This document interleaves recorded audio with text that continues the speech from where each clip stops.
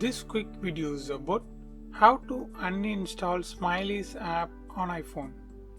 Actually, if you already installed Apple Smileys app on your iPhone, but now you want to uninstall, that means you can't uninstall the Smileys app.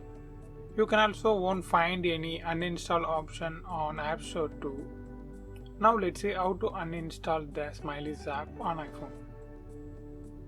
First open Message app and open a new message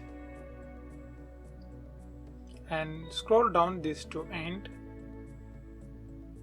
and click these three dots. On the bottom you can see the Smileys emojis. Just swipe left this,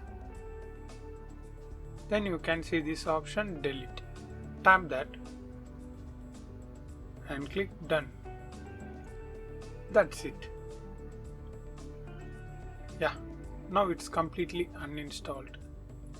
And if you want to know more tips and tricks quick videos about Message app means, watch this playlist. I hope this video helps. If it really helps means leave a like and share this video with your friends and neighbors. Thanks for watching.